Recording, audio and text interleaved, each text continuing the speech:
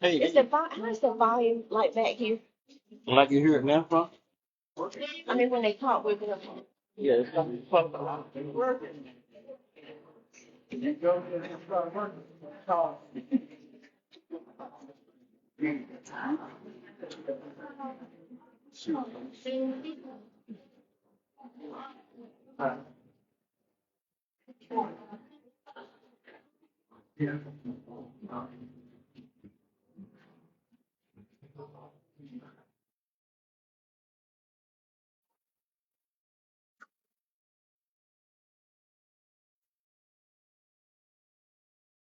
Hey, how you doing? Hey, how you doing?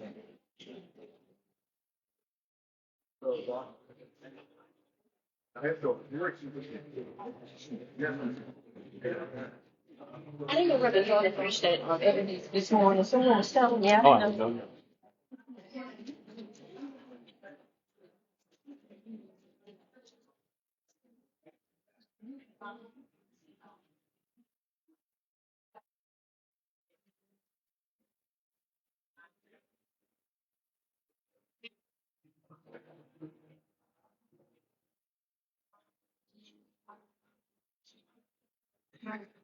Hello, Edgecombe and Nash and Wilson counties, everybody. Thank you all so much for being here tonight. We are really, really excited to be in the house with you and just thank you for giving us your time on this Sunday. What I will say, sorry, trying to figure out this microphone. Representative Dante Pittman, unfortunately, will not be here with us tonight. There is a meeting that was happening in Wilson that popped up at the last minute, and it was a community meeting that he really needed to be there for. So we apologize to you all for that, but we will make sure that we get him back up to Edgecombe County. Dante, as you all know, is one of our youngest elected officials in the state legislature representing Eastern North Carolina, and so we are extremely proud of him. And also, Congressman Davis is running a little bit late tonight, so he will also be joining us up on the stage whenever he arrives, but we will all make sure that we let y'all know of that too. And then Senator Candy Smith is finishing up a Zoom call backstage because she is still a working woman while doing this meeting as well in every capacity. And so she's also going to be coming up in just a moment. But my name is Anderson Clayton. I am the state party chair for the North Carolina Democratic Party. I have the honor and the privilege of being here with you all today for the first stop on our rural listening tour. We have been in about 15 counties throughout North Carolina this summer, and to be honest with you all, majority of the counties that we're starting with in June and July are in the east, because we understand that the backbone of the Democratic Party used to come from northeastern North Carolina. And Republicans in our state legislature have known that forever. And the last decade, they have been gerrymandering racially and partisanly to keep representation out of Eastern North Carolina, because we all know that when folks representing us in Raleigh are able to do their jobs effectively and get resources back to their districts, people know what Democrats are doing well for them. And Republicans have attacked that at every single level. And we're here today too, because we all know that our party did not fundamentally do what it needed to last election cycle in order to elect Vice President Kamala Harris to be President of the United States, everyone.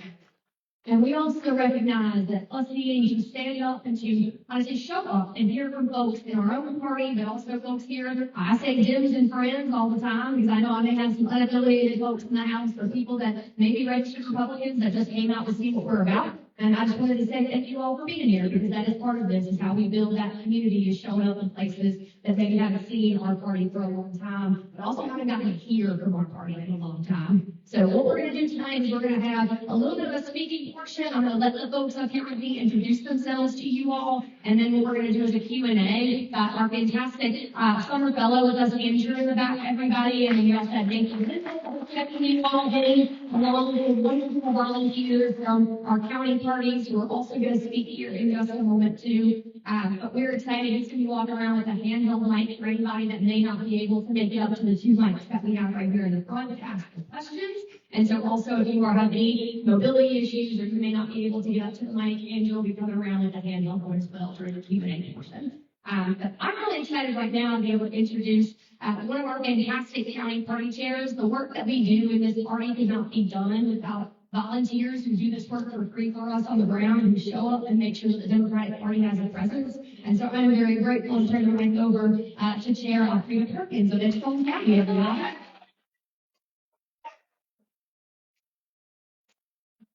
Good evening, everyone.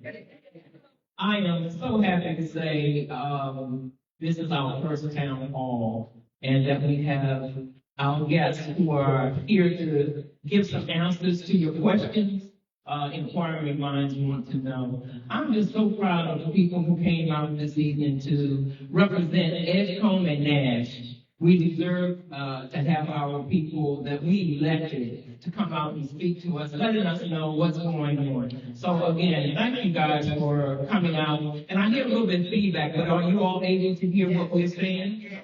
Great. I hope you have a wonderful evening, get the answers that you're looking for, and leave away happy. Thank you. The best advocate you've got in the entire world is the woman standing behind me that just held up this microphone. She advocates time and time again the Democratic Party needs to be here to make sure that people working with work hard in the communities. And so just thank you, Chair Perkins, for all that you've done. Next up, though, also, I have got a force of Nash County here tonight, too, with us. We know I come out and straddle a little bit on both sides of my wonderful counties up here in the Northeast. And so Dr. Conover has been a wonderful mentor, but also somebody that I just believe represents what it's like to fight hard in rural North Carolina for Democratic values. So, Dr. Conover, everybody.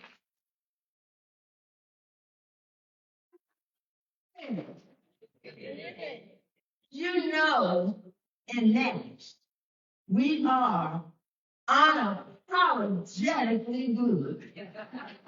And if you don't know that, just take one of the opinion. We wear our blue, we sing our blue, we talk our blue, because we believe in the Democratic Party. Yes. Yes. Right? So we want to thank all of you, because we have people who have traveled to get here. It's not just it's not just Edgecombe and Action here. Wake is in here. Where are you, Wake? County's in here. Okay, there you are. You have other counties.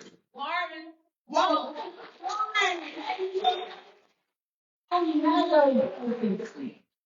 Jesse. Oh, wait a minute. Oh, yes.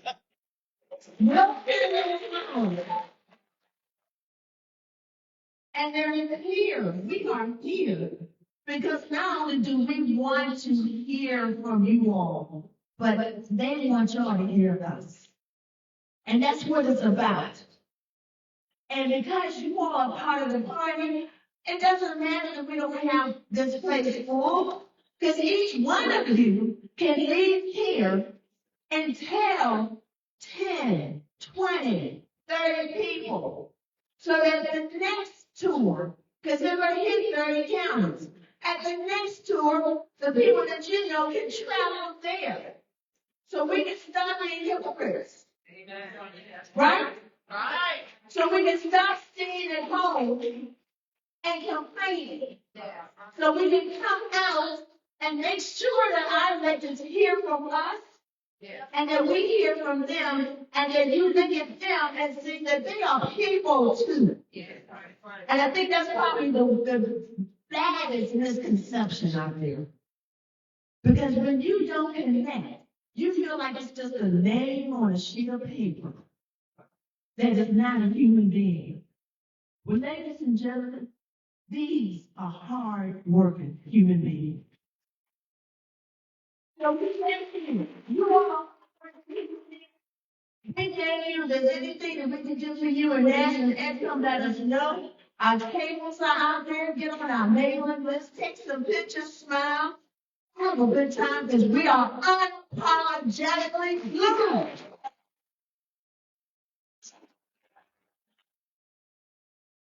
And that's the fun part about the rural tour too. It doesn't matter if we're talking about a group of 5 or 50, we're just happy to be out here with everybody, to be honest with y'all. And also, can I take a moment, any of my local elected officials in the room, I know I see Commissioner Wilkins in the back, I know I saw Councilwoman Deborah Jordan in here, but y'all can stand up, please, and be recognized. Yeah.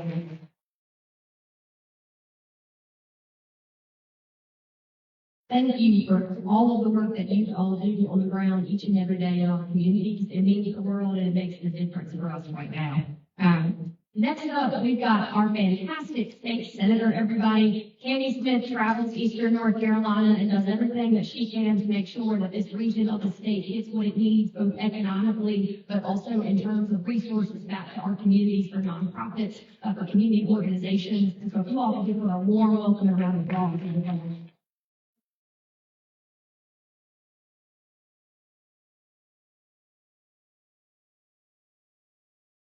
Not as tall as I used to be. Good evening. It's an honor to be here with you today. I'm going to spend a lot of time talking now because I want more time to hear from you. Many times we get up as politicians and we talk, and you listen to us. But then I hear people when they leave say, well, I have a question. I want clarity.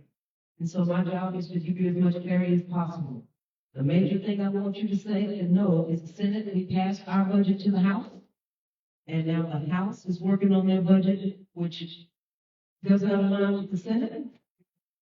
I'm just making sure you understand. So the discussion now is for a conference committee, and then we have to come together. So it's not that it's the Republican versus the Democrats, that's why we have a budget. It's the Republican versus the Republican, that's why we have a budget. So the core offices are arguing right now, and they're not funding a lot of things, but they do not have a lot of money that's coming from the federal level. A lot of things have been cut. And things that help the basic person. And the major thing I want you guys to know is with DHHS, when it comes to Medicaid, when it comes to things that help the common person, those are the first things that are cut. So there's a lot of work that has to be done. So my prayer is that we do have a budget. Y'all know we went one time without one for a whole year. So I'm here to answer any questions that I can. I am honored to be here with you, and I'm so glad to see all of you here, because if you're educated, that's what makes a difference. Because you can each one reach one. And I want to give a special shout out to Elena, because she's 6 years old, which she's the youngest one here. But she took the time to come, and I thought she was coming to support me, but she's really here for Congressman Davis.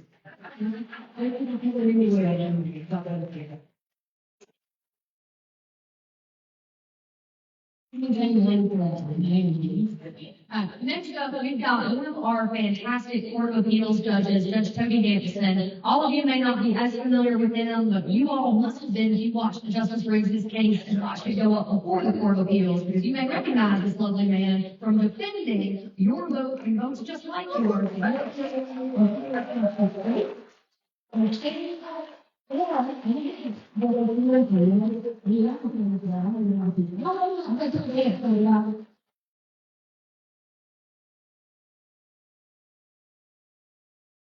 Well, thank you, and good evening. I am Judge Toby Hampson, one of your statewide elected North Carolina Court of Appeals judges, and it's been an honor for me to serve you for the past 6 years, and I'm excited again to be seeking re-election in 2026, and I look forward to earning all of your support tonight. It's funny, when people kind of first learn that I'm a judge, inevitably they have the same reaction. And that reaction is, well, I hope I never have to appear in front of you. And you know what? The feeling's mutual. I hope you never have to appear in front of you either. And that's the way it should be. We should have faith that our judges are doing the right thing, are trying to uphold the rule of law, and faithfully apply principles of justice and equity to every case that comes before them. The reality is, I think these are anxious times, when it feels like our basic constitutional freedoms are constantly under threat. Simple things like due process, freedom of speech, even the right to vote. And so I think it's critical that we keep judges on our bench that are committed to these principles of both justice and equity, because we start to understand how important our courts are in our everyday lives. We certainly saw that through Justice Riggs' case, which really put, I think, our courts on the front page, and really, understanding how real people's rights to vote were being impacted by that case. But our Court of Appeals decides cases from all 100 counties in the state, and in practically every area of law. Everything from, if you get hurt at work, workers' compensation, real estate, you're buying, you're trying to lease a home, zoning, planning, these real kitchen table type issues that impact every North Carolinian. And that's why, one of the things I always talk to my law clerks about is that we have to write decisions and make decisions interpreting the law in a way that can be applied in every county. That can be applied as just as easily in Tarboro as it can in Raleigh or in Charlotte. We have that duty. And so that's my pledge to you, is that I work hard every day to faithfully apply the rules of justice and equity in every case that comes before me. And I look forward to getting to hear from a lot of you tonight, and I appreciate your time. Thank you so much.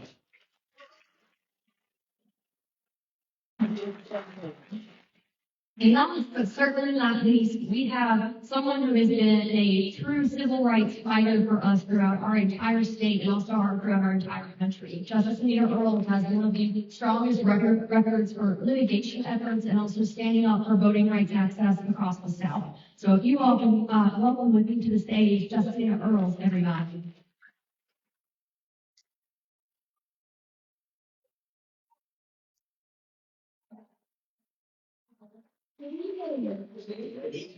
My name is Anita Earls, and I'm honored to serve you as the Senior Associate Justice on the North Carolina Supreme Court.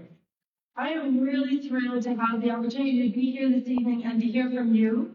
I know that our courts are, and we see this both at the national level and the state level, our courts right now are the last guardians of our democracy. And the only way we're going to have fair courts is through the voters, through people like you, doing the work that we need to do to elect people who believe that your courts are there to protect your freedoms and defend your rights. So I really want to thank the North Carolina Democratic Party for understanding the importance of a listening tour and for understanding the importance of our statewide judicial offices. They have come forward like never before to support Democratic court candidates, including creating a joint judicial fund. We have a judicial caucus director, and in that fight to keep justice rates seat, the North Carolina Democratic Party stood strong, filed litigation, and was a partner all the way to make sure that your rights were protected. So thank you. We would also be very remiss if I did not thank my husband, Charles Bolton, who I don't know where he's sitting, but Charles, if you would stand up, he has been my partner. He's a Raleigh native, but served as a state senator in the state of Rhode Island for 18 years, the first African American elected to the state senate, and he is certainly my chief political consultant. And so what he would want me to tell you is that first of all, our court, the North Carolina Supreme Court, makes decisions all the time that affect your lives. We decide things like how much you're going to pay for electricity, whether or not you will be able to have clean air and clean water.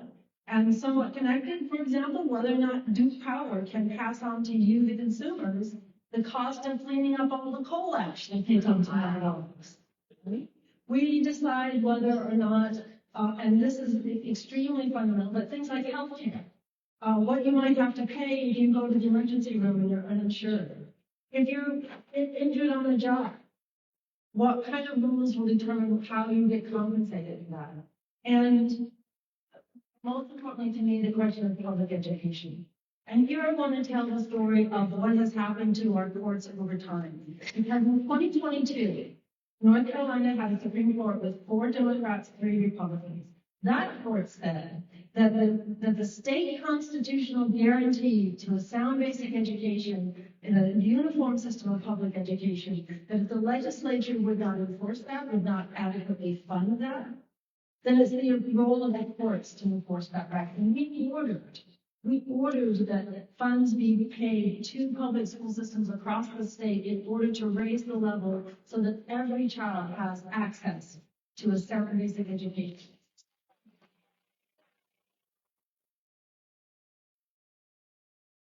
But then there was an election, and in 2023, Republicans took control of our court. 5 Republicans, now 2 Democrats. And immediately, in January of 2023, put a halt to that. Then they waited a year later, they had oral arguments on an issue that had already been decided in the case. And as I stand before you today in June of 2025, our court has still not ruled.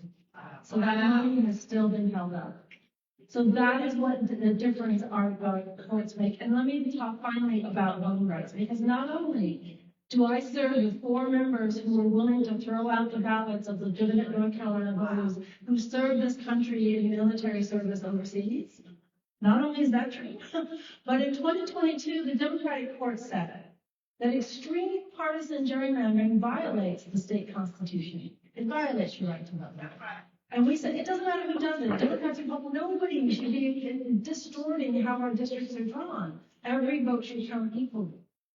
But in 2023, the new court reheard that case and said, they didn't say we don't have partisan gerrymandering. They said it's fine. We as a court can't do anything about it. And so we went from a state that sent 7 Republicans and 7 Democrats to the House of Representatives to now a state that when the redraw happened after the new court overturned the prior decision, we now have 10 Republicans and 4 Democrats.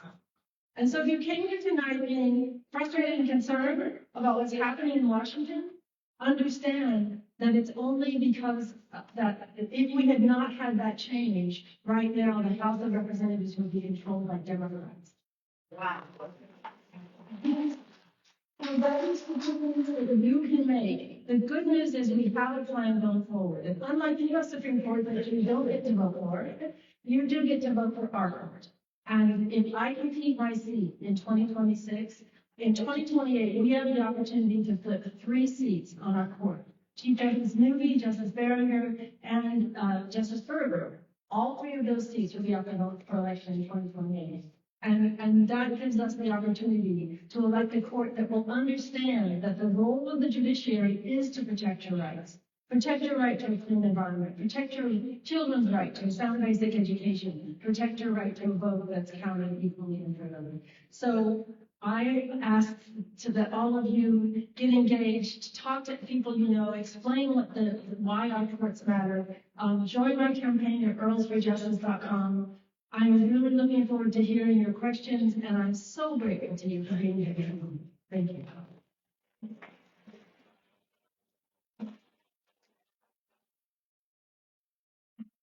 We also have on our Court of Appeals this year for 2026 that have announced Judge John Arrowwood and also Judge Christine Walzett, who's out of Wake County, Judge Allegra Collins, who's on our courts. For those of you that do not know, we have 3 Court of Appeals seats that will be up in 2026.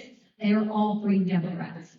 And that means that we have got to hold all 3 of those seats and make sure that we have good folks serving in them, like Judge Hanson, who you just heard from, like Judge John Arrowwood, and also Judge Allegra Collins, who currently serves for us, is not going to run for re-election. And so that is why Judge Christine Walzett is stepping in. There is a primary in that race. The Democratic Party does not get involved in primaries, but I do think because these are such low information races right now, it is important for folks to know who is announced for those races and get educated on candidates early on, and we will potentially see more people jump into that Court of Appeals primary that you all will have on your ballot next March.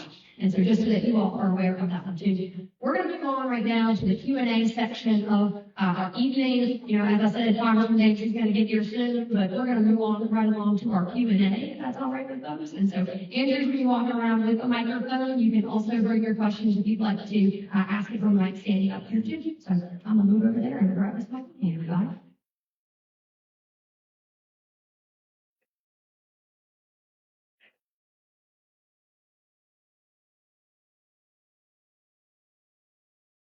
Good evening. My name is Gordon Gray. I represent Precinct 1-4 here in Edgecombe County. First of all, Madam Chair, I would hope that Martin County is put on your list of counties that you come to. And so we want to make sure to be a part of that and making sure that we feel a big turnout. You all there. Yeah. And yeah, for folks, if the county that you're in is not on our orange board, would like to help us make it more orange board. If you had to be on 100 this year, we can't all circumstances. These were the places we can even set up in support. So my question is, to our state senator, Smith. You heard me talk about this before, and I want to make sure that all the information get out. I have three concerned words: D, M, D.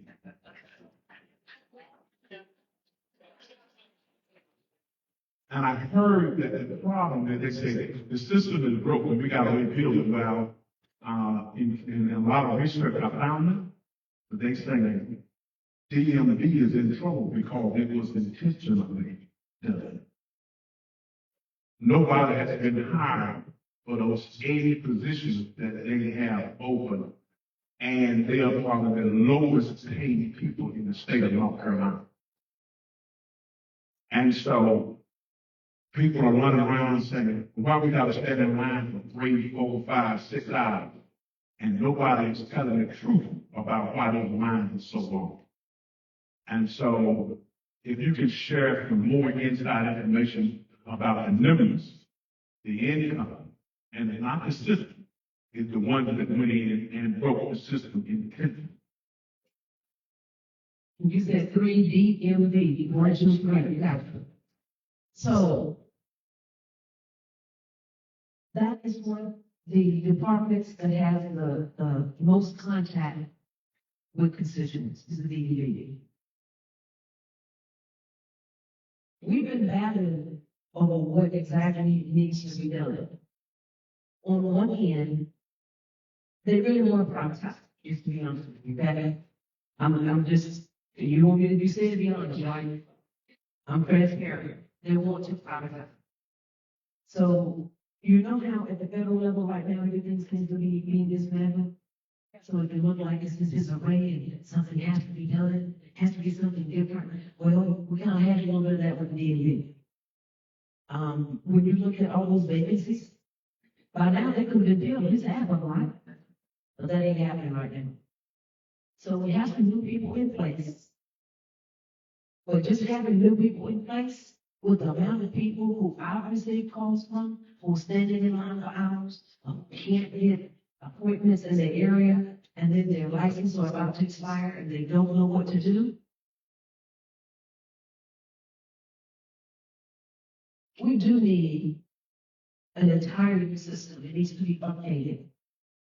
Because when you are trying to renew a line, it should be that you can renew more than once, but the system needs to be updated. But if you're not allowed to do that, because everything else is continuing to be torn down over and over and over again, you see how everything was moved out of Raleigh, right? That was to move it further away. That was to make sure it was, a little isolated. So it makes it harder to do what we need to do. It's not going to bounce back immediately, because if I told you that, I wouldn't be truthful with you, even though we have some new people in positions. What we do with this budget is going to matter. What we do with hiring is going to matter, because I think right now, most of the vacancies, we're trying to not fill them. That's a way of saving money. I know by DOGE, at the federal level, we have Dave at the state level. I'm saying that's what we call it. We pass the Dave Act. And that's the same thing as the DOGE Act. So it's about being efficient. And the question is, do we need those people? Well, I feel like we need them. I feel like we need to update our system. So we're still working and we're still fighting. But let me tell you what's going to make a difference. In 2026, we need new characters up there. If we have the same people, you're going to have the same problem, or maybe even be worse. This is what they said to me. They like what we're doing because they voted for us. That's what they said. And when I say that, your word said that person. They voted for us, so apparently they like what we're doing. So if you don't like what's happening at the DMV, if you don't like what's happening at the LFLP, We need you at those polls with all of your friends, all of your family, all of those who did not register to vote, because we can make it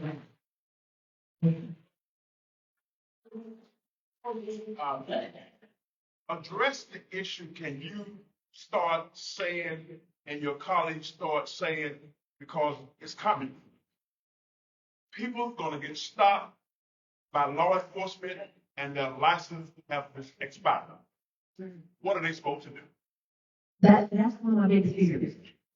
Because if you get stopped and I get stopped, it's gonna be different than if he gets stopped by next year. But we all know that, because, I laid it out. It's gonna be different. I don't know if we can say, they're not gonna stop you. Let's just talk it. Because the police are gonna do their job, they're gonna run the place, they're gonna do whatever, and if that's dead, or if they just decide to stop you, and then they run your license, then you're gonna get a ticket. You ain't gonna go to court, and your judge is gonna say, well, okay, we're just gonna let it go. They know it's a problem, but they still have to do their job. So that's why we're fighting, to make sure that we have online registration because of that very issue. So the fight is real, but it's not gonna happen overnight. But we can't fight alone. You guys have to fight with us to make sure that you stay safe. Because that's what our job is, to keep you safe.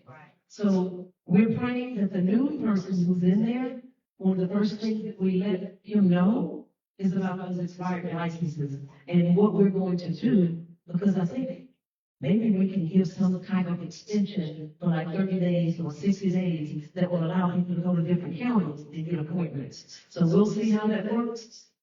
Pray for us.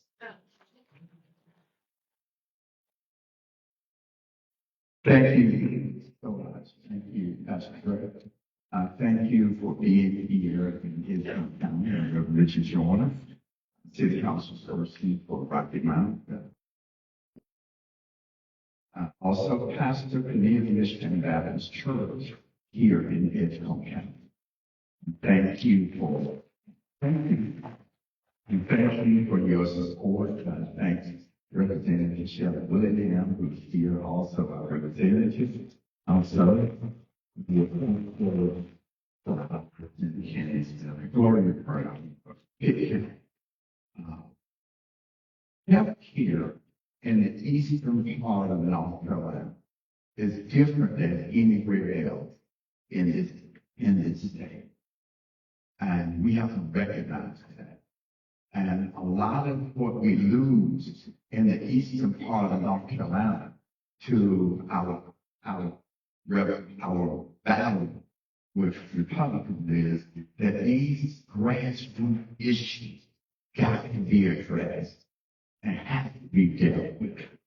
So we need, I hope you're going to Martin County, because we have to get that hospital in Martin County back over. That's not something that we cannot do. Because when it comes to election again, if we flaunt that, we're going to flaunt the election. We got to get those hospital beds in Beaufort County. If we flaunt that, we're going to flaunt it the poll. So I would love to hear your perspective on how we're going to get the health care in the eastern part of North Carolina. Take my hat off to ECU Health and all of those can all together work with us. But if we cannot get those who are the sickest amongst us seen and taken care of, it's going to be hard for me and others to convince the voters that we care for. And so I'd like to hear from you. I'm sitting with Representative Willingham. I don't want to put him on the spot, but it's time for everybody to get on the spot right now. So he on the hot seat. So if you want Representative Willingham to speak, I don't mind.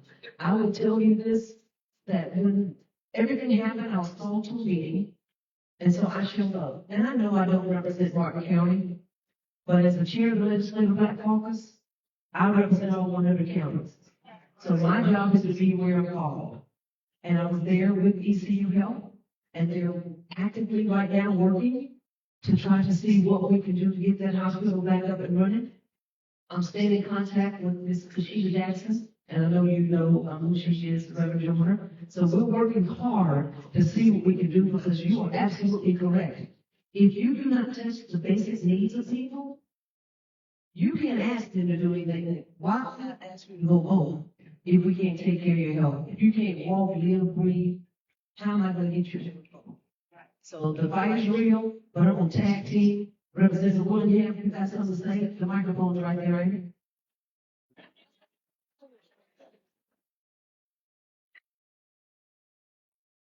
We are definitely, and then truly, we're coming to Martin County, and we're making it a piece too, but I think that one of the things that you're speaking to is also the fact that our state legislature chose not to expand Medicaid access until last December. I mean, we have to talk about what that did to areas like Martin County in the eastern part of the state, when you have Republicans that have full control over our legislature, supermajorities that chose not to expand healthcare access to their own counties. And that's also what our Project 100 organizing team from the state party this year is going around with accountability canvassing, because what you're seeing right now at the federal level is also folks trying to take away healthcare access, Republicans trying to strip people of their livelihood in every single community. And so it's already hit Martin County, but it's also going to every other county too throughout the eastern, western, and the Piedmont part of this state. If we don't have access to healthcare, you got 2.9 people on Medicaid right now in North Carolina. 1.3 million of those folks are children.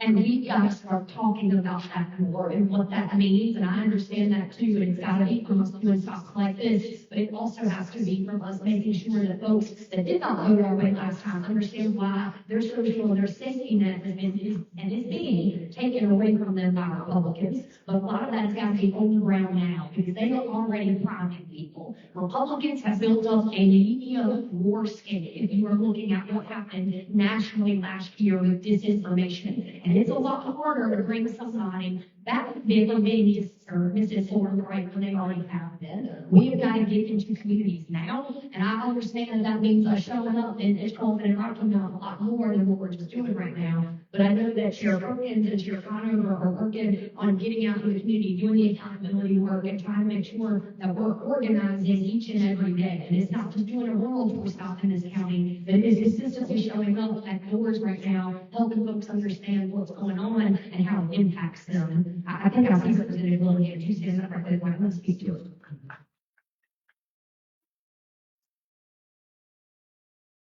Let me say that, first thing, there is a lot of motions going on in the process of getting my kind of hospital open back up.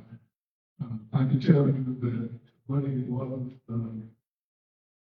appropriated for the hospital. As a matter of fact, we had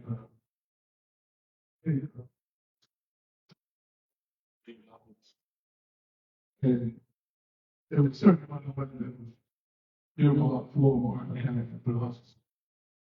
But what happened is that once the money came down, part of this money, more when it went to the UNC hospital system than we had anticipated folks to have.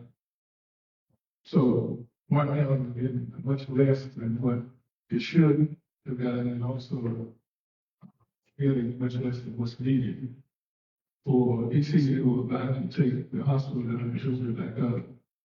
We're going to have to try to renegotiate, try to see what we can do with UNC Health System. We're working that. We're talking to them. We're trying to see if there's some way that we can bring that money back.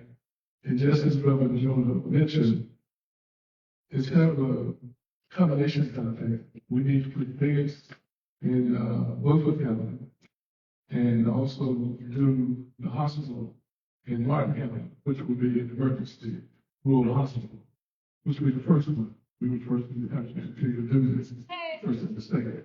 So it looks good right now, but it is a process, and we're still going through that. And I think in the long run, we'll probably end up getting that hospital open up as an emergency rural hospital. But again, as I say, there are no beds there. So we're looking at both counties as one that will supply the bids. So we're gonna have to fund both of them. So that's what we're looking at this point. One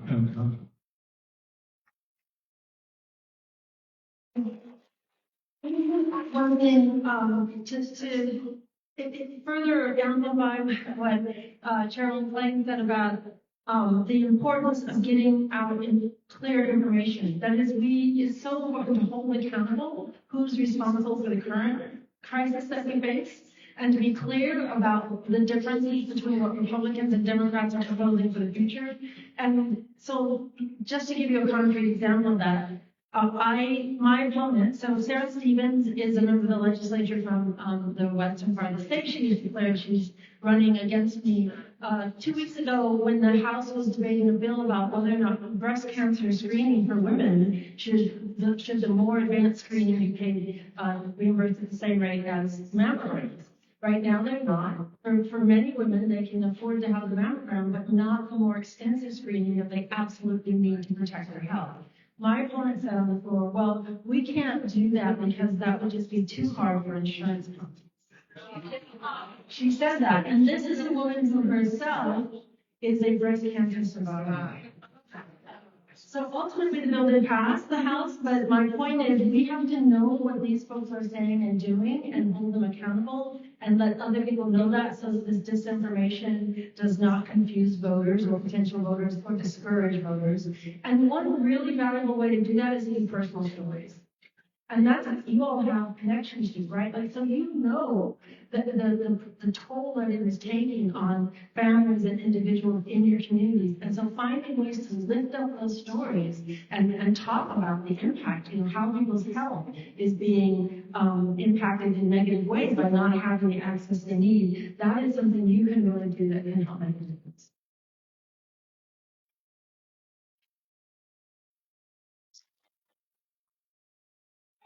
Good evening. My name is Teresa Austin Stokes, and I am from Edgecombe County. We want to thank each of you for taking time to visit Edgecombe County. We know your time is valuable. So to see you here in our presence, we just want to thank you. I do have a question. I see that you have Dante Pittman, North Carolina representative, and he represents District 24, which is National. And sitting here in our audience is North Carolina representative for District 23, Mr. Shelley Willingham, who serves Bertie, Martin, and Edgecombe County. So as I look at the representation on the board, okay, my question is, why isn't he included on this panel? And after all, you just gave me the opportunity to answer a question, but for my clarity, why isn't Representative Willingham a part of this rural North Carolina listening tour, especially since he represents us here in Edgecombe County? Thank you. Thank you for the question. I know that we made an outreach for Representative Willingham. I know that folks are very busy though in the state legislature. I know we all have to have 2 or 3 different jobs. And everybody should inform. It was not to be an oversight though by any circumstances. We definitely did want to make sure that he was here with us today. But I know that Representative Pittman was able to be here and told us he would be. And I'm sorry and apologetic for him not being here. Okay, and I would like to answer your question, Teresa. I reached out to Representative Willingham. I made phone calls, and I didn't receive an answer. So that is the reason why. Which again, I understand. Folks are busy. State legislators right there, $13,000 a year, everybody. They have to work a second job. And I know that Chair Conover knows that too. And I'll be honest with you, these lights are bright. So when he stood up, I was like, is my representative out there in the crowd? I mean, you were welcome to come take my seat on stage. Your representative not it's your representative whenever you'd like to. But that is just, yes, I don't know. I mean, it's like today. We want to go up there and see how we up here with this group. If I might finish, also, I did reach out to Senator Smith to let her know that I had tried, I'm directing it to you, but that I had tried to reach Representative Willingham and had not gotten a return call, and she reached out to him in my place. and had a conversation with them. So that is the reason why he's not sitting up there, because we were trying to get the locals in as well as the state to answer questions. So he wasn't overlooked. That's what I want you to know. Okay, but even with him being present here, you're taking time to ask him questions. So why not invite him, not after the fact of the absence of one representative, but to me, since he's already present here, you're asking questions, at that moment, he should have been extended the invitation, because as you said, people are busy. But let's focus on, we do have a lot of issues, but, he does represent District 23, and he is in the audience. So when a person appears, then make it happen. I mean, you're asking. Well, that's what I'm saying, like, baby, come on up, I ain't calling names, right? I did not know you were in the audience, to be frank with y'all, as I got up here, that is not the gate is present, by any circumstances, on top of like, hey, there's on the crowd, people do. I would recommend too, any of my city councilors in this crowd, my county commissioners have got a better answer to a question than one of us do. You feel free to take a microphone from Andrew. We're all out here together, my friend. We will be together throughout this. So again, got this right here. Does anyone want to? Where's my next question? Hi, I don't actually have a question, but I do want to say that I, like so many other people here, have since November felt frightened, overwhelmed, scared, sick, disgusted, angry, and so on. And I think what's most important is I want to thank you all for being here, but that we, the people, have to do whatever we are able to do to participate in change. Go into the protest. There are protests every week all over this country. Go to Indivisible, 5051, mobilize. June 14th, no King's Day, Raleigh, all over. Participate. Write to your senators and representatives. Call them. If you have an afternoon, go to their office. Let them know what you're thinking. Work with your parties. I am happy to say that I'm part of the Edgecombe Democratic Party. I'm third vice chair. And I want to let you know that we are working hard to start publishing and publicizing the things that we are doing.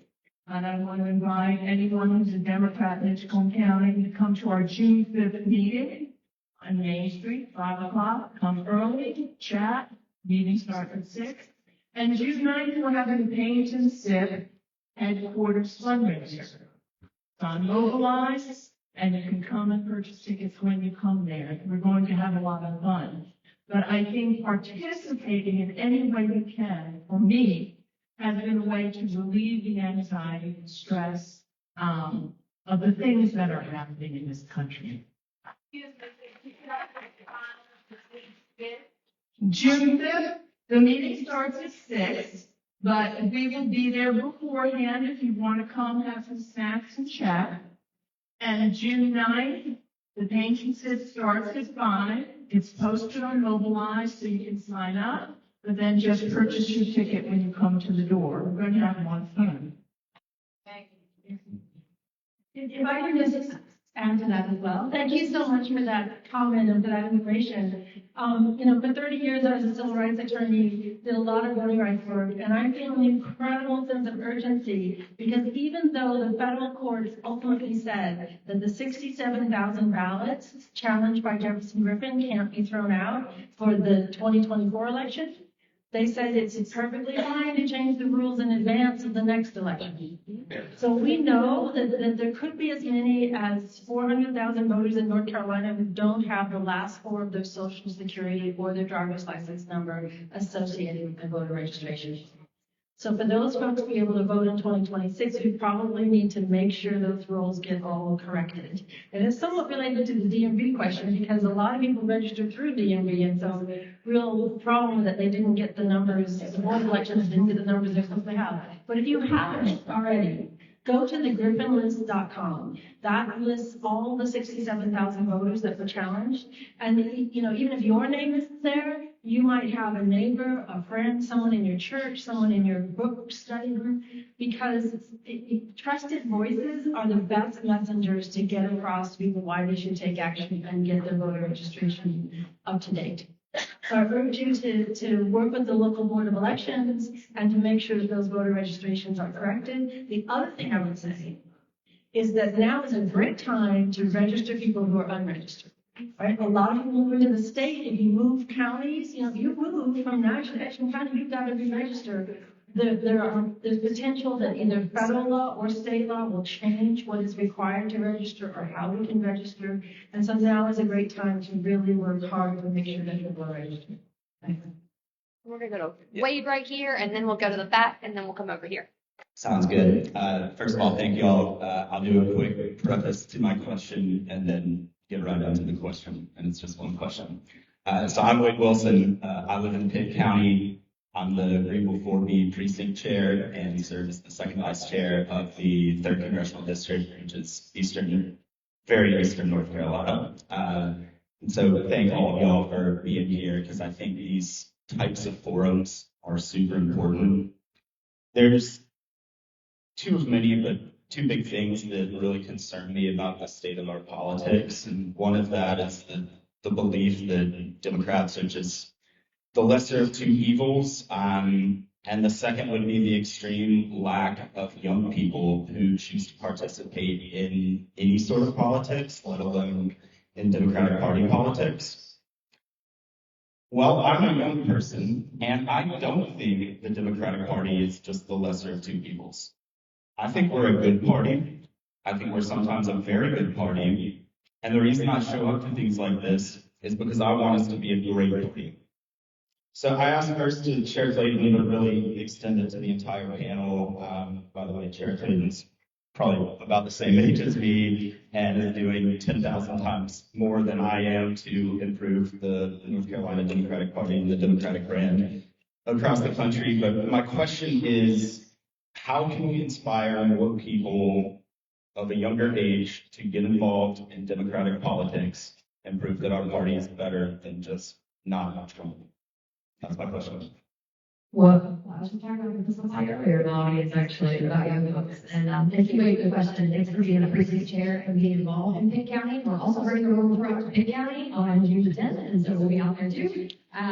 But I think that we've got to go where young people are. And I think a lot of times politics is disengaging because young people did not grow up, at least this generation of young folks did not grow up in a Barack Obama time frame where it was hope and optimism and everybody can be part of something that is bigger than themselves. They grew up under a Donald Trump presidency that impacted the way that they looked at it. They were going through school shooter drills, the fact that they were feeling threatened in their communities and they did not feel safe, maybe growing up in the areas that they were in and that they were taught, especially if you're in rural North Carolina as a young person, you were taught to always have to leave where you were from in order to make something of yourself. And how about building a party that makes people be able to look at and say, you don't have to leave where you're from in order to make it where, or to make something of yourself, but also to make that community what you dreamed it could be. And I think that the number one thing that we've seen that in is there's young people running for office right now. So I think that's also why we wanted to have Representative Dante Pittman out here with us, is because I really wanted Eastern North Carolina to see that you all have one of the youngest state legislators representing you all in our state legislature right now. And it's important that representation for young people to see it in our party. It's the same way as any other marginalized demographic that you would find in politics. They crave representation, especially the type of folks that have been through the experiences that we're seeing right now of young folks not being able to buy a house, not being able to have a job that pays you a living wage, working 2 or 3 to make ends meet. But I also hear a lot of criticism from folks about how young people are not involved in politics. And the number one question I always like to ask people is, were you when you were young? A lot of my folks that are involved in my party right now are retired, because retiring means you've got time in your hands to do something for the first time in your life. Also, shout out to Representative Laura Brown. She's also in our house. She's like, I just thought she's proud of everybody. In the house. But I think that we are missing a demographic of folks because we are not seeing the opportunity to have me go to, service workers and be able to say and show up at McDonald's and Bodegals and Elastic Cookouts in places that are your own backyard and ask everybody to look in there and register to vote. young people are working service level jobs right now. They're not folks that are going to be coming to county board meetings or maybe even showing up at spaces like this. So thank you, Wayne, that you did, and thank you to other young folks that chose to be here with us tonight too. But I know that that's one of the biggest places we have got to gain that representation. Sure. I think a big thing for me is I think we have to be willing to talk about our values, right? And embrace those values. I think sometimes we run away from our values. We're scared to talk about them. And I say this as a judge and a judicial candidate. We're probably the worst about being willing to talk about our values and what we actually stand for. Because we want to be impartial, right? We want to be independent, impartial, and fair. But those are values too, and they're democratic values. And we should stand up for those values, talk about those values, and frankly, that's something I'm in awe of Justice Earls and Justice Riggs and the way they are able to communicate to voters about those values and to see how that pays off. But I think it calls for us to be braver and to be bolder and to be willing to put ourselves out there in order to be able to engage with younger voters. Okay. Since you asked, two things. Number one, as mature adults, we have to stop telling the young folk what they can't do and what they don't know. We have to allow you to come to the table and share with us what your issues are so that we can meet you where you are. If you do more, the young people will come along because then it interests them when it affects them. The second thing, if we want to make sure that our Democratic Party is strong and we're not afraid of our values, we have to embrace the part about being the big tent. A lot of times we run from those hard discussions. We can't do that. So when we start talking about race, that's on the table.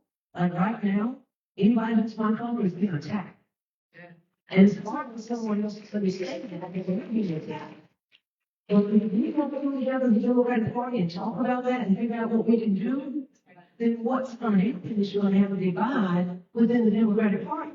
Because we're sitting here afraid of what's next. Who's going to have to lose their job? Who's going to have to be stopped by the police unfairly? Who's going to have to do this? Who's going to have to do that?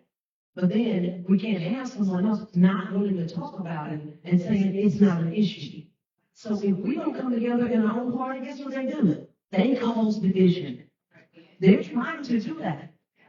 But see, I'm the one, I don't care. I'll talk about it. I don't care how hard it is. Because if we're going to work together, if we're going to fight together, we have to be strong, and we have to understand other people have issues and concerns, and they may not look like us, they may not sound like us, but that does not mean they do not have value. So once we finally come to the table and we sit down and we talk about those hard issues, we'll be stronger as Democrats. Thank you. Madam Chair, I just wanted to say, I don't have a question, but what I do want to say is let everyone here know, and Justice Earls and Justice Hampton, and you can verify it. I don't know if everyone knows, but these judges get elected every 8 years. Is that correct? And if we don't get them reelected, I'm just going to tell you what we're going to be looking at 8 years after 2026.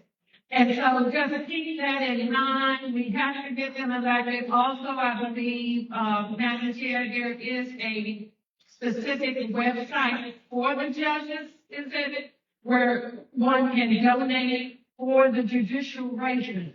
And so I would encourage everybody to do that because a lot of the judicial races, they don't get, not from the party, but from us.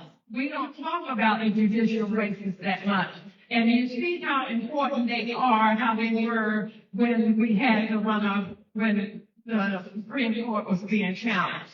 And so just keep in mind, when you go vote, just keep telling yourself, I can't take 8 years of so-and-so. And Justice Earls, didn't that woman run again? Didn't she run before against you? Sarah? No, I'm the career legislator. Okay. Her name sounded familiar. Maybe that's why. But just keep in mind, 18 years, everybody. Thank you. Is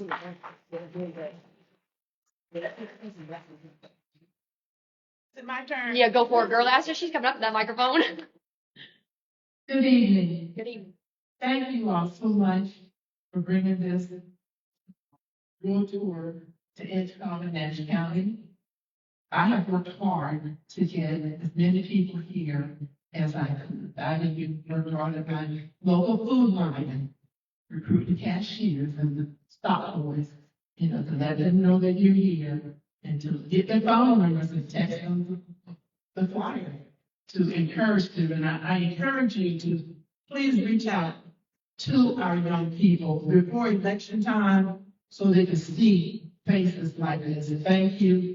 And I asked a question last week at the Nash County, they had an event. We were doing the judges tour of North Carolina. I was very impressed, but I was overwhelmed with the number of faces and names that we have to remember.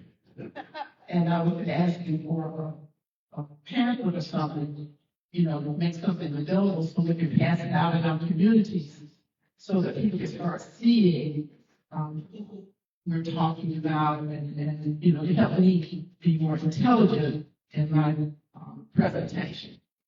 Okay. Now, my question is, I'm a small farmer. Okay. What is going on, at the state and at the national level to help support small farmers? We're going to have literature with all of the judicial candidates and their faces on it too. And that will be going out to county parties hopefully by the summer, which is also when you will see us start up the judicial awareness campaign for our canvases for them too. Just answer that. Hot seat over here. But we're working on the Farm Act right now. And we're trying to do everything that we can to help our small farmers.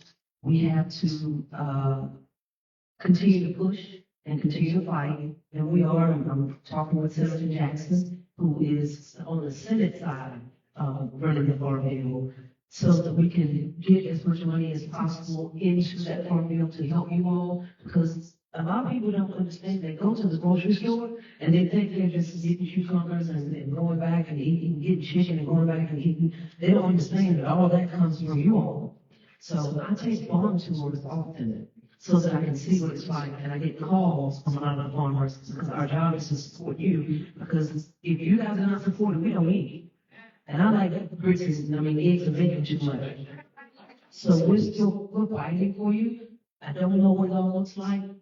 We gotta wait until we get that conference committee, but since we have that Farm Act that's still out, we were supposed to vote on it, but then they pulled it back. And so we're still fighting. And let me get your number because I see you come to the General Assembly many times for the tour with the black farmers. We're still gonna fight and we're gonna keep you informed. Thank you so much for coming today. Yeah. Good evening. My name is LaShanya Richardson, and I am the third vice chair of Nash County. My question is for Senator Smith. Again, I want to thank you for mentioning the DAVE Act. We talked about the DMV earlier. It is not an only department that is facing a workforce deficit. And due to the DAVE Act, many of the other departments will continue to face workforce deficits. And I wanted to know if you all have a plan to address those workforce deficits. Okay, so if you're asking for the plans of the Democrats, yes, we have introduced legislation, and we've offered amendments for all those things, but because we're in the super minority, they have been shot down. So you might want to look up, we had a bill, because it was like 1,700 bills, right? And only 700 of those bills went through, but the Democratic bills were all buried people. They sent them straight to the rooms. But the reason why we did that is because if we ask you to go and vote for us, but you have no idea what we stand for, why should you vote for us? So if you go and look at all those bills that we introduced, that lets you know how we think and what we're fighting for as Democrats. So that's why we had that to bring attention, so that you guys will understand what we're fighting for. So we've been trying to fight against that because it was put in the budget. We think it's completely wrong. Every department, THHS has 439 positions that they're trying to keep cut. They're getting rid of the hub office with those 6 positions. They're getting rid of everything they can as part of that aid act. So I encourage you to go and look. You can probably Google the bills thing and you'll see all those bills that we had that were put to the side, but it will also show you what we've been fighting for. And we stand up on the floor when they introduce these ridiculous pieces of legislation, and we offer amendments often, but many times they make sure that it lies in front of the table. And that means it can't be brought back up to be voted on anymore with the session. So that's what they do. The only one that they did not lay on the table for me was the one for small farmers.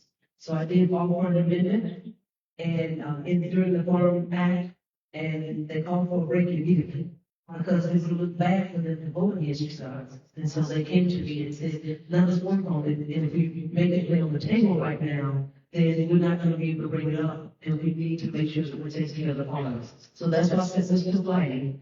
And I started to say no, but I want to give an opportunity to take care of you guys. And so anything that I can do to work with them, that's what I'm trying to do. Thank you.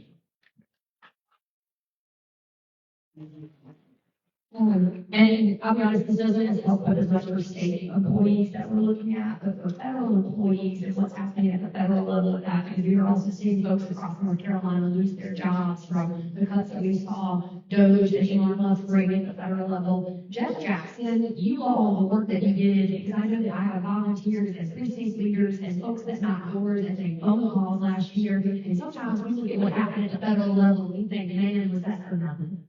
It was not. And us having the only Democratic Attorney General right now in the South in Jeff Jackson is helping us be able to defend against those federal cuts. The reason why North Carolina didn't lose $1 billion in NIH funding is because Jeff Jackson signed on to a federal lawsuit that protected states from losing that access. Anyone else, though, any other state that didn't have an attorney general sign on to that lawsuit, they lost that money. It makes a difference in power building, where we were able to win seats last year on the council of state and also in our state legislature. Dante broke the supermajority. Yeah. One of several. Definitely. And also, you can do that credit though to Brian Kahn out of Granville County. You can give it to Lindsey Praker in Western North Carolina out of Asheville. You can give it to Beth Elfridge in Charlotte, because we have so many statewide or state legislative races that were won by less than 200 votes last year, y'all. And that was all the work that each and every single one of our precinct folks, my volunteers, pulling people out to vote, young people that went out there, and young folks were inspired by the federal level, but being able to say, I see myself in my community right now, because I got somebody coming to me and saying, these local races are really good. Mr. Higgins. All right, good evening. Thank y'all for coming. Thank you for hosting the listening tour. I will be in Hereford County on Tuesday, I believe it is, but we got an opioid meeting in Pine Top, so I'm gonna be there, but I wish I could be there, because I here tonight, I represent precinct level 1 in Edgecombe County, but I am here to represent the Eastern North Carolina Civic Group that makes up 23 counties. Sure. And so I would love to be in Hereford County. But I'm glad everybody's on the panel, but you don't know how long it'll be before we can get these judges back. You better ask them what you can do for them while they're here. We can get the Kansas River is accessible. But y'all better get to these judges tonight, because they got 100 counties. So you better talk to them tonight, and I want y'all to give sometime tell us what we need to do, and just how specific y'all jobs are, because I need to hear from you all. Now y'all know I travel, but I can't be everywhere. Like I said, I gotta be in time zone. That's why I need Tuesday night, but I would love to be there to follow you all, and I will make some others. But also, like I said, I'm here with East North Carolina Civil Group, regional, director in Pitt, which we don't have Pitt anymore, but we still represent Pitt, Edgecombe, Green, Davis, Central Davis, Thomas Davis, hometown, and both counties. So I want to hear from you judges tonight because I'll get to see y'all, and I'll video it so people can see it, but everybody don't get that opportunity. Thank you. So I think some of that is just, what's your background? What got you all inspired to run for office for the first time? What are some of the things that you all are passionate about, and maybe something personal about you? Well, so thank you. And what I most want people to know about me is that before I came on the bench, for 30 years, I was a civil rights attorney representing communities across North Carolina in all sorts of types of cases, voting rights cases, employment discrimination, for people who were discriminated against on the job, people who were injured in not getting fair compensation, school desegregation cases, housing discrimination cases. I work with Julius Chambers Law Firm, if you know that name. It's an amazing civil rights attorney who also traveled across North Carolina and represented communities. I really followed in his footsteps. And so what people need to know about me is that my commitment is to standing up for your rights and defending your freedoms, and that's what our courts should do. You'll see a lot of negative advertising. The Republicans like to talk about public safety, basically that our courts are about locking bad people up, and that if you don't lock them up, you're not a good judge. Well, I'm here to tell you, the Supreme Court doesn't lock people up in trial courts. But more importantly, and I do understand the importance of public safety and the role of our justice system. I served along with then Attorney General Josh Stein as co-chair of the governor's task force on racial equity in criminal justice. And there we were really looking at how we can eliminate racial disparities in our criminal justice system. I have a personal experience of being the sister of a man who was murdered, and the person who murdered him was not prosecuted because he was black. My brother is black. And so I know how important it is that our justice system serve everyone, and that we provide a way of impacting the entire community we try to do. So I understand that, but I also understand from the communities that I work with and the individuals who came to my office and said, here's what happened to me. I need you to get justice for me. I understand that our courts are about way more than just locking people up. They're about justice. And so when you hear the other side is going to call themselves constitutional conservatives. That's their mantra. And what I know that means is that they're willing to ignore the Constitution when it doesn't serve their conservative policy. And I can be wrong for the and I can also tell you that any issue you talk about, I can explain how the courts impact that issue. So as you were talking about people being fired and what's happening with these layoffs, I thought about how the federal courts right now, so the tariffs, right, are really going to impact our economy. The federal courts are the only check on whether or not the president will have that power. Similarly, at the state level, we have pending in our case in our court right now, and I'm not commenting on the case, but I can give you information about the status of the case. We have a case right now where the question is whether or not the legislature would have the power to take away from the governor the appointment of members of our boards of elections, right? Right. And in that case, we just issued opinions in which the conservative majority of the court put forward a theory that says the legislature can reassign any of the executive functions that they want to. So that means that the state agencies that are losing folks, our court says under the state constitution that the legislature can reassign those functions. That's completely, in other words, we have a conservative court right now that is concentrating power in the hands of the legislature. And why is that? Because they can gerrymander the legislature and stay in power as Republicans. You need to know that in 2024, across the state, if you add up all the votes that everybody voted in 2024, more people voted for Democrats for state house and state senate than Republicans. So why are Democrats a majority in those lines? Gerrymandering, exactly. So if you are concerned about what's happening at the state level, if you think there should be checks and balances in our government, understand what the positions are of the people who are going to be running for your courts. Because as I said at the outset, our courts are final guardians of our democracy. And my career has been about standing up for the right to vote, standing up for the principle that we cannot have justice if we don't have racial justice and racial equity. And I've gotten in trouble for saying that, but that is what I believe. Every day I go to that courthouse thinking, what does equal justice under the law mean? And how can I make sure I live up to that value? So that's what I'm about, and that's why I'm running to keep my seat.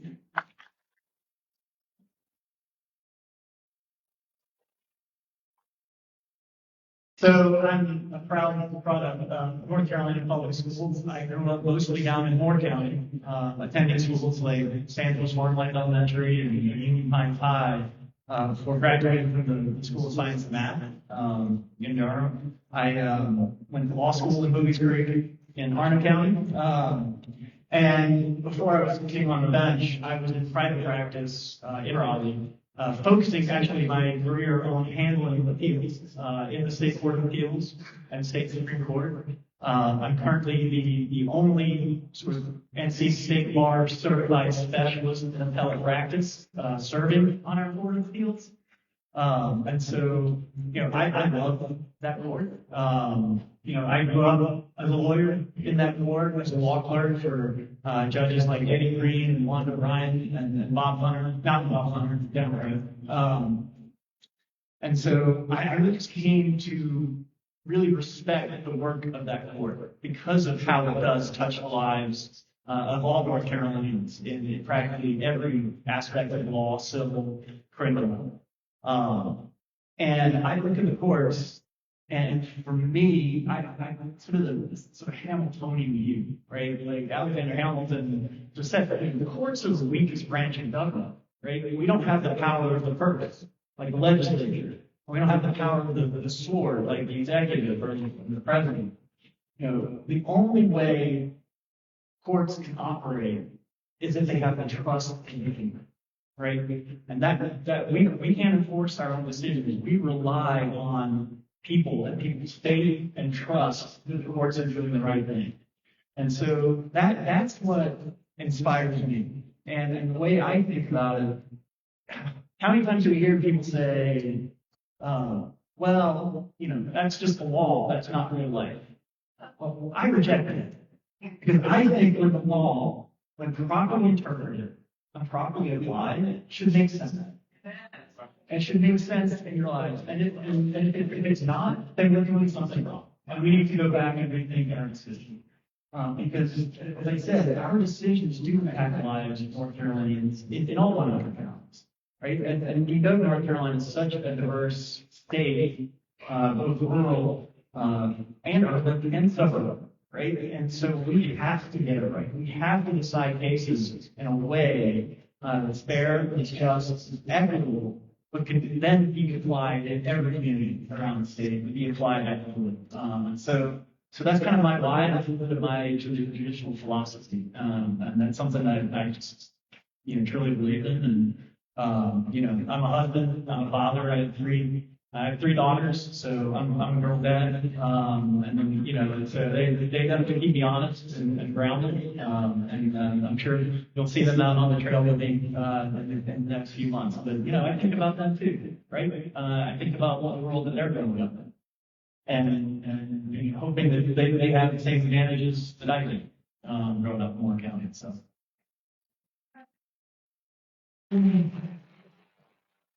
And it's not good. I'm thinking about our last panel stuff here. What I will say, we're going to try to make sure that we are finished with this by 8 o'clock. I know that I want your respectful folks this time, and I know that some of y'all have been sitting here for a good little bit. But we've got the fantastic Congressman Don Davis here with us tonight.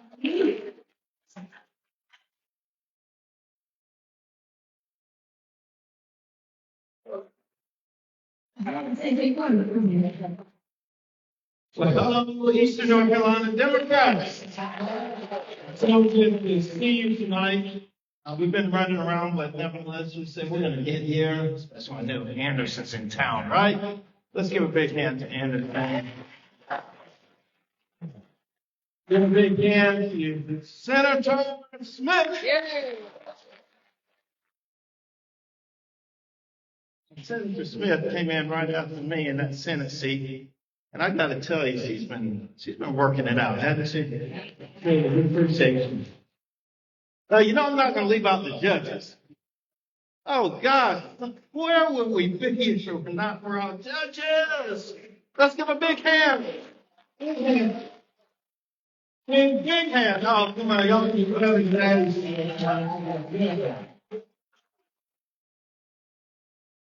Now let's be clear. When we talk about all these cases that's been taking place, and arguably we're in the situation we're in right now because we didn't do fully what we needed to do to take care of the courts. They're the referees. When you're in the middle of the game and you're going at it, the only thing you have in our democracy, you have our courts to try to make sense of it. So we have to continue to be diligent. I know there's been a lot of questions about our judges race, where we're going. But above all, let's talk about briefly, and then we'll get back because I do want to listen. And I did kind of get an update in some of the things that's come up already. But think of where we are right now. Since the beginning of the 119th Congress, the inauguration of the new president, we have had over 185 lawsuits filed against the administration. Well, let me tell you what's really worth cheering about. We won most of them. And that's the importance of our court system, making sure the courts are there to listen, to hear the cases, to be fair in their rulings, to look at where things have been over time. And long story short, we've seen so many cases filed, and here's what was fascinating with me. We had to hurry up quickly, and it's taken a lot of coordinated efforts. And this coordination has been all about the people, trying to make sure the people are engaged in this process. And the unfortunate reality, that's why we say, continue to engage with us. We need to know how you're being impacted. That's the importance of the listening session, because the unfortunate reality, you have to show harm often in order to get there, to demonstrate that. Fortunately, someone's had to be dismissed from work. But the courts were getting it done. And can we give a big shout out, a big hurrah when we say Allison Riggs, right?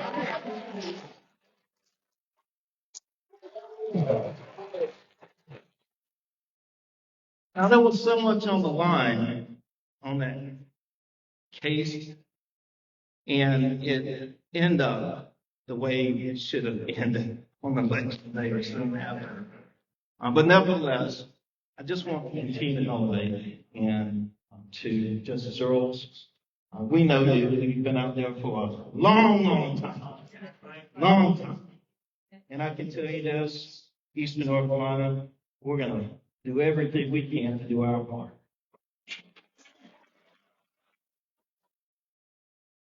You too, my brother Kobe. It's always good to see you too. And we got you back too, all right? Now, just want to talk a few things. Anything that you put together in a bill title that says one big, beautiful bill, you gotta, just the bill title, you gotta start. So, okay, let's scratch our heads on this. One big, beautiful bill.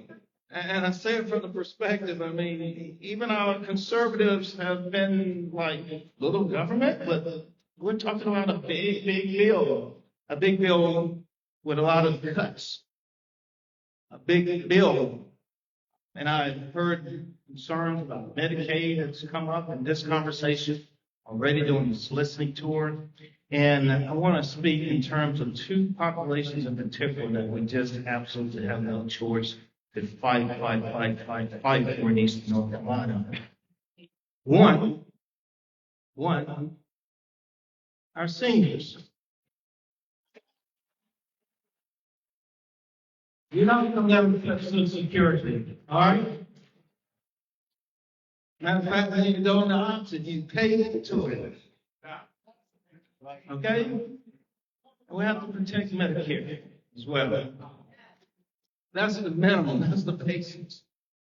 But here it is. We tend to have in Eastern North Carolina a sicker population. Yes, it's our reality. I'm sorry. From birth, dealing with infant mortality issues. I still remember in the General Assembly, we wanted to close down the ECU Maternal Health Center, and we said no to that. Okay. Also dealing with heart disease, stroke, diabetes, chronic illnesses, literally to life expectancy. If you're living in Eastern North Carolina, our life expectancy is much less than other parts of the state.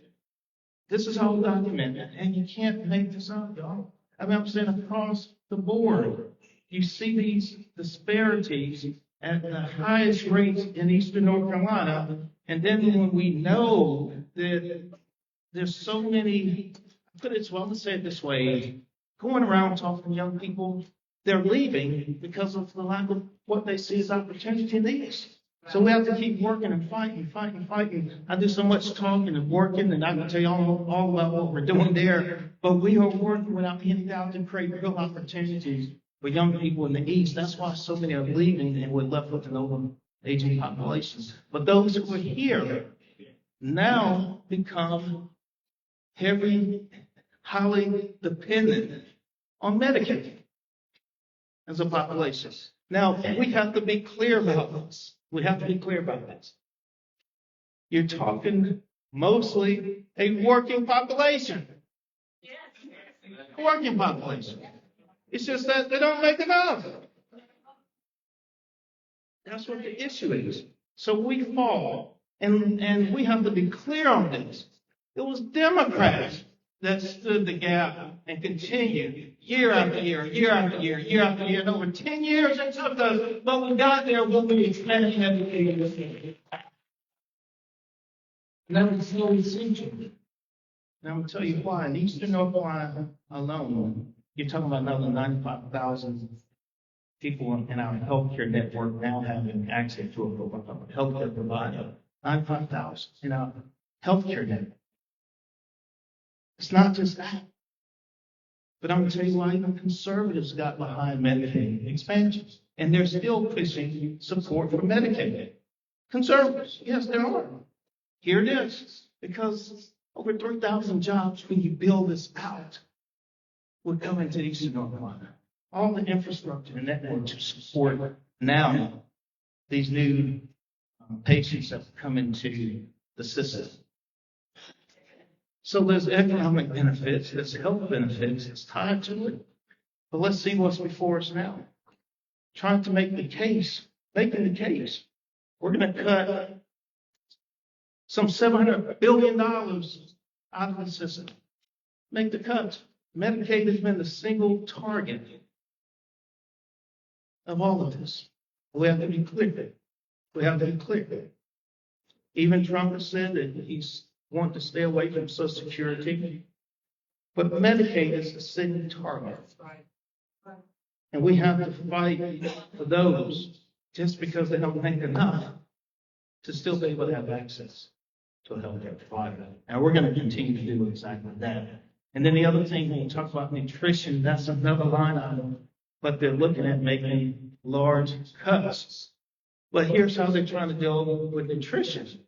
They're trying to, in this big, beautiful bill. Here it is. They're trying to farm it off to the states. I was sitting in a meeting, Anderson, you can't make this up. I'm sitting up there and they're talking about how all this money states have. I'm just telling you. I'm just telling you. I start talking to some of our legislators, Kenny. I'm like, where's all that money? I mean, there's a lot of money out there that the states just have, they're sitting on, and they're going to grow, and they're going to just continue to have all this windmill money. That's a fact.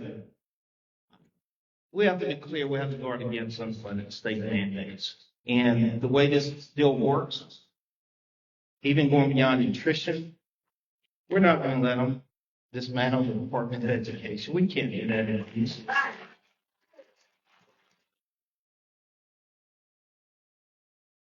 Anderson, I know you know about rural North Carolina. I just want to really highlight what we're dealing with in the East. We're still dealing with the remnants of Leandro. Y'all know this. Now, that case went back to the mid-90s. This is not Don Davis, but hear what I'm about to say. It was the courts that decided, when I see Lele sitting over there, that we haven't properly funded our students. We've not honored the sound basic education that they're constitutionally. And somebody wants to hold and tout the Constitution all the time, that they're constitutionally guaranteed to. This is not me. So no one can say I'm playing politics on this. And when you go back to the original counties, the original suit, these are all Eastern North Carolina counties. This is an Eastern North Carolina issue without any doubt. So we can't yield when we talk about this Maryland Department of Education, because the biggest part of it, those funds, here it is. You're talking about money for young people who have financial needs, who are trying and want to go to college. You talk about Pell Grants.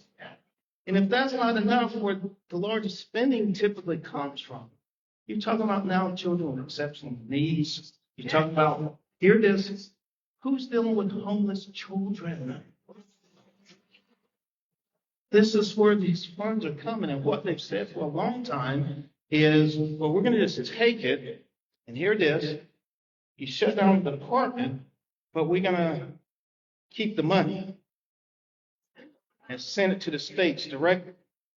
Then there's this document that kind of gets out, and then you have cuts that they're talking about. Again, unfunded mandates sent to the state.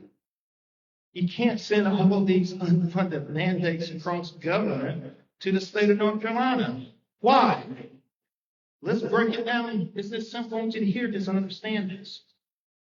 That's why it was an easy vote against the one big, beautiful bill. There's still nearly a $60 billion assessment associated solely with Western Carolina. That's why I went out there. And guess what? There are people literally, operations going on around the clock, out of their homes. I mean, it is, you can't even have a great appreciation for it without actually being there. And I was on the ground talking to people still trying to pick the pieces back. $6 billion, roughly, of an assessed needs. We sent in December to the continuing resolution this past December.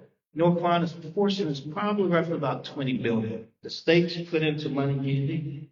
Y'all stepped up and think you're trying to put some more in it. But we're probably less than right under half of the need that's out there. I'm going to put this in full perspective. You could take nearly the entire state's budget, stop everything else that we're doing, and it would take that to fill the rest of the budget. Wow. It would take almost the entire state's budget to fill that budget. The federal government can't leave states out like this, and on top of that, then send all these unfunded mandates. Because essentially what it's doing is the state sees it, and what are they going to do? Try to send it to the counties. Now, counties I don't know how many county people we have here. We already went down the road of dealing with Medicaid, and that's why I went back to the state. We've been down this road. We don't need to go down this road again. And if the state stands say we're out of the business, the only way pathway forward is down to the county. The only mechanism then really the counties have is property taxes.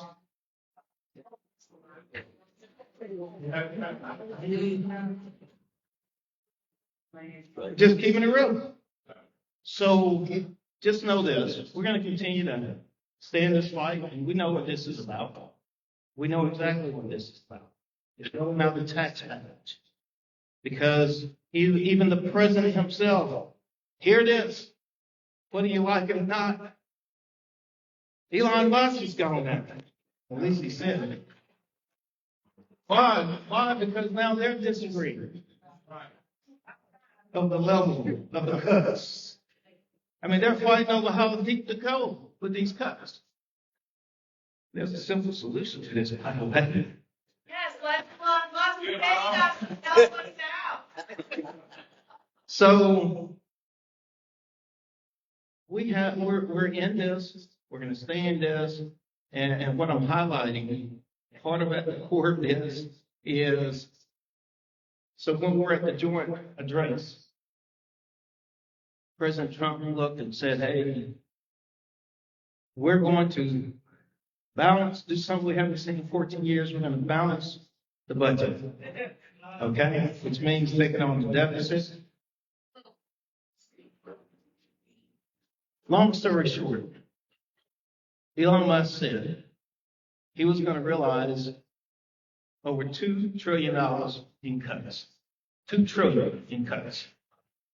And the best we've really been able to see, at best, and we're seeing the awful effects of, is about 170 so billion with a B.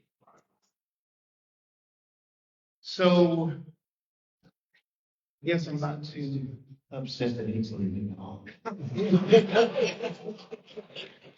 Well, Eastern North Carolina, know we love you. We're fighting for you in Washington, D.C. We're making our rounds. You know that. We've been to 12 counties just this week.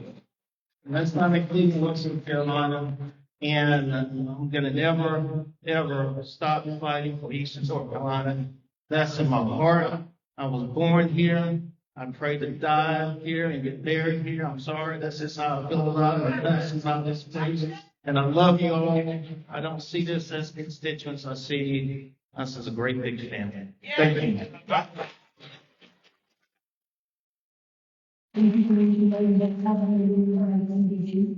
And we're going to take the last two questions, I do believe, potentially, and then I know the folks up here will stay afterwards if you all have more questions for them, but I do want to be respectful of the space that they need. Could I say something on behalf of John J? I got a message from him. Can I just come right here and wait for a long time? I can get him and then I'll get you, I promise. Yes, sir. Yeah, my name is Richard Fairway. I'm chairman for 12 Precinct Democrats in Washington, North Carolina. And my question is, what we're going to do about the school voucher? We know you take these school vouchers, take the out of these schools, move schools, and they ain't going to have enough funding to even operate. And we need to know what we can do to stop it, because kids need a good education. They're already trying to take history out of the school. They're trying to take all the other stuff out of the school. And when you take all these budgets out of the school that these kids cannot operate with, then they're going to be lost with. It ain't need to be no Democrat or Republican Party, because they ain't going to be nobody to run. We know that private school vouchers are a way to desegregate schools as well. And we've seen that across our state in every way, shape, and form. Yes, I love what Senator Smith be waiting for this too, but just on the other end of what we need you all to do, what the Democratic Party right now is trying to proactively do, organizing lobby days at the state legislature, the state Senate budget that just passed had more money taken away from public schools into private schools. We need folks to get to the legislature, be in the committees with us, be in the gallery with us, be able to help us mobilize more to and rally. And I understand that's a heavy ask sometimes for folks that are having to travel to and from and make that case, but we need to prevent it now because the damage has already been done in so many cases right now for what we're looking at until we're able to flip back our legislature. So I love her. I know just all have comments on that too. Mine is simple. You ask one question. What should we do? We gotta vote. What do we have to do? Because they have vowed to continue to funnel the money towards those opportunity scholarships every year, which means it's going to increase. But they also say, well, the money's not coming from the public schools, which we all know is being dishonest. So if we want that to change, we do know that the Democrats are willing to change that, because we really want to fund the interim. That's what we want. So we need you guys in 2026 to make sure that you what? I just wanted to give you the information that in 2016, the voucher program was challenged in state court as being unconstitutional. And at that time, it was a split decision. Sherry Beasley dissented. I think Robert Hudson, some justices dissented. But the decision was, as long as it is a very small program targeted toward at-risk students with special risk factors and doesn't impact public school systems generally, it's constitutional. That was the decision at that time. And certainly there are educational advocates who understand that what was considered constitutional is very different from what is happening right now. But there's certainly both the Leandro failure to fund the schools adequately in the first place and to enforce the Leandro decisions is part and parcel of also taking money out of the system of vouchers. And at the end of the day, it's in the hands of voters to make a change. Yeah. Okay, I just want to say a couple of words. At this particular time, Dante is with a group of individuals. There has been a problem in Wilson that deals with respect, equity, and the like. Some things that have not happened. My name is Derek Creech. I am the city councilman in Wilson, North Carolina. The young people in Wilson, North Carolina are coming together tonight. They were former Republicans, independents, and Democrats that are meeting. And they chose to meet with Dante because they trust him. He decided that he wanted to go and be with the young people.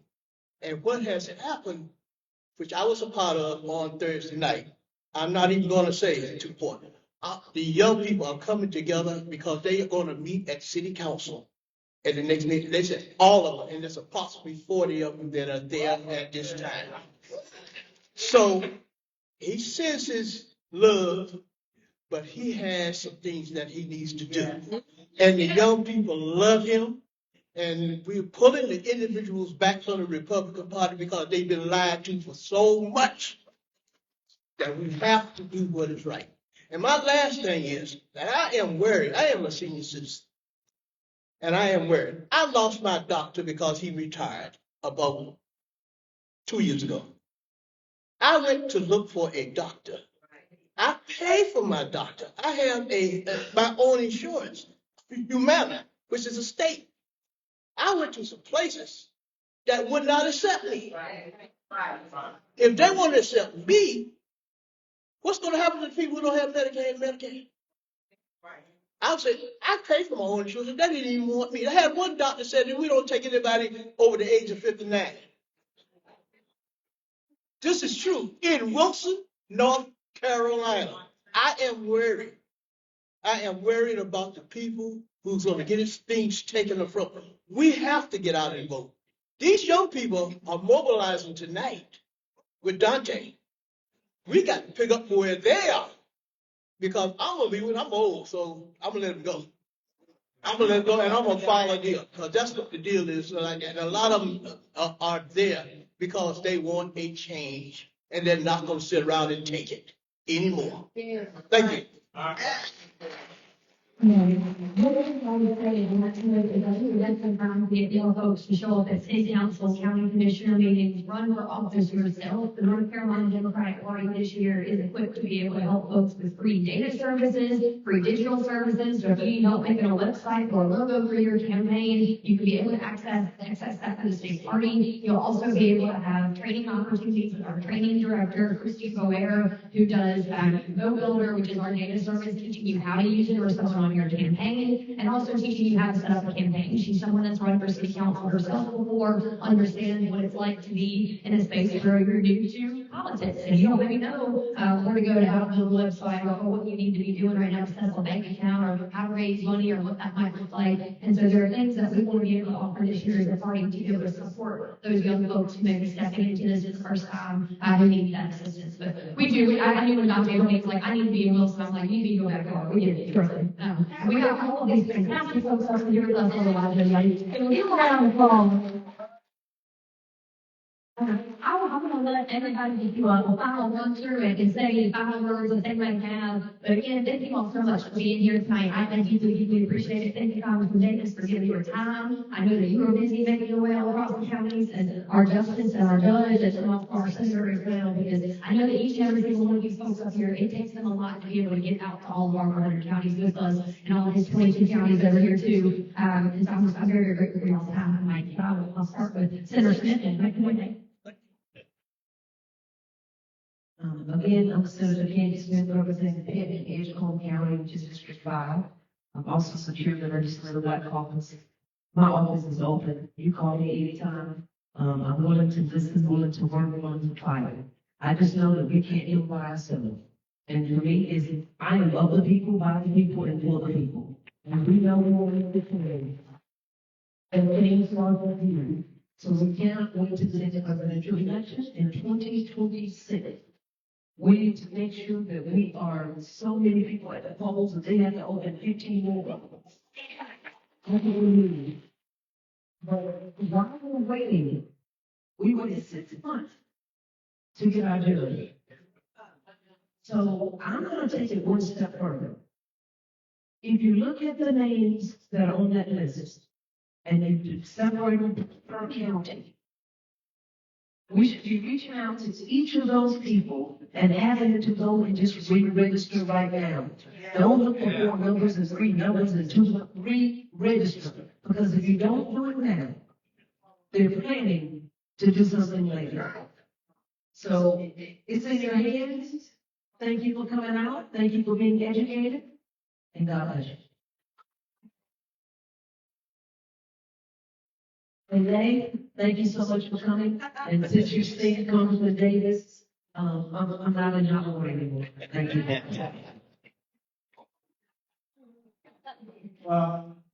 I'm Toby Hampson on the State Board of Appeals. Really, I just want to say thank you. Thank you for spending this evening with us. I appreciate the engagement. I appreciate the conversations. It's been educational for me to hear some of the answers and the discussions going on. And I think it really is important for us, even as judges, to have that engagement and to hear what's actually happening in these communities. So really, that's all I want to say is thank you. I'll definitely be around if anybody would like to chat afterwards, if you have any specific questions. Or you can join the campaign at judgetobyhampson.com. Thank you, and I can't wait to see everybody out on the trail. Good evening.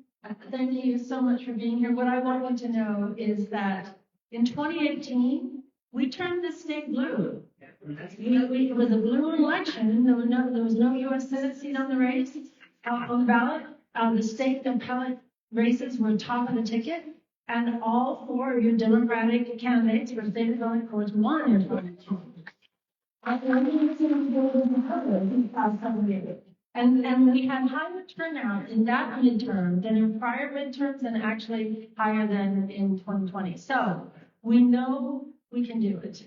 I want you to never underestimate your power You are all influencers in the networks that you belong in. I know that there are people you know who don't know me.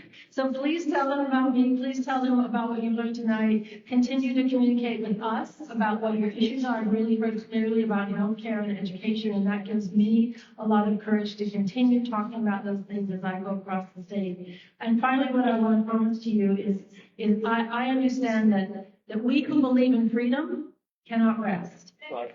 I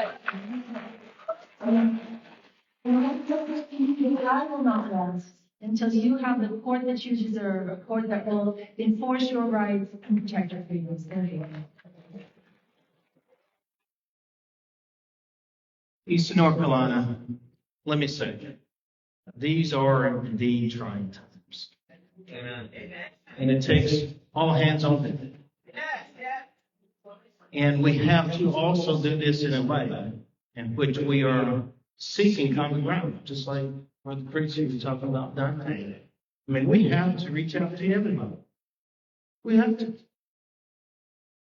But let me also say this. While we work to increase registration, we have to always keep our eye on turnout. Yeah. And I think one of the biggest things that we can do to address turnout is have conversations. We're having listening sessions right now, and I think our party should be commended for having a listening session forward. To hear from everyone who wants to come up and share their thoughts. We need to listen. Matter of fact, one of the things I've been so focused on, and that's meeting people where they are. We can't sit back and wait for people to come to the congressional office. We can't just sit back and wait till people would come to listen to them. I'm glad you're here. There's still a lot of people out there that we need to talk to.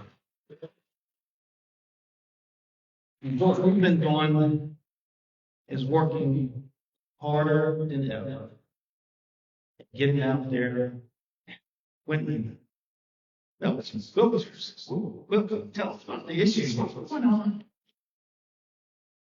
Going to places perhaps we have not gone before. Because guess what? They're worthy of representation. I want to end on this note. What drives me, and I can't make this up, y'all. Lady, come up here. Come up here. Come inside, come on up.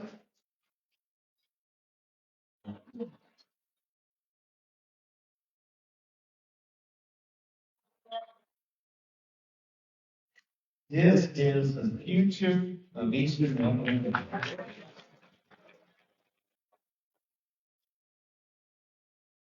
Tell everybody your name. What grade are you?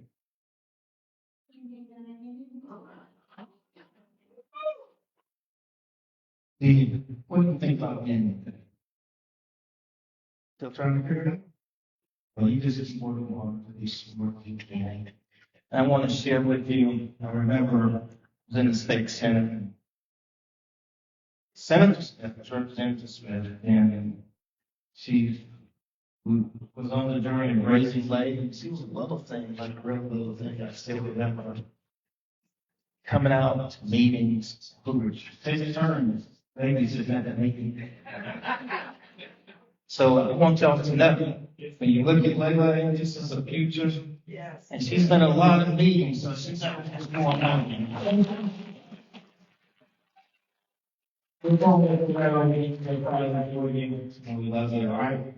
And it's not just Layla, it's all of our children and grandchildren. And there's no reason whatsoever that Layla, her classmates, and her friends should not be able to live the American dream right here in Eastern North Carolina.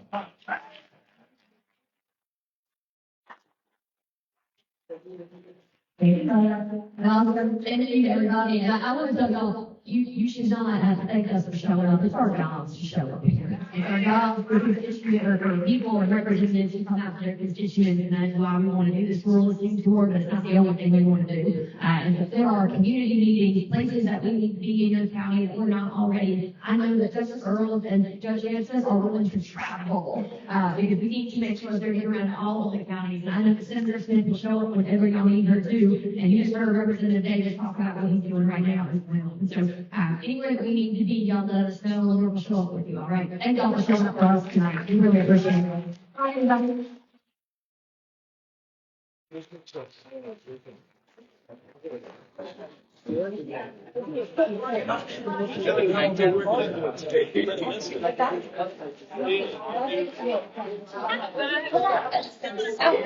They're gonna join on their own. Okay.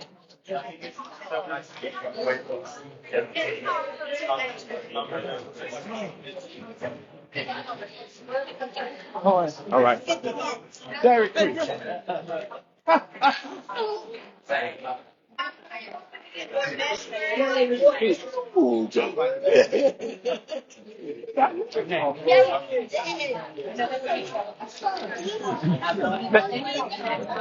Mr. Davis. Hey, how you doing? Very nice to meet you. Yes, sir. I'm really curious.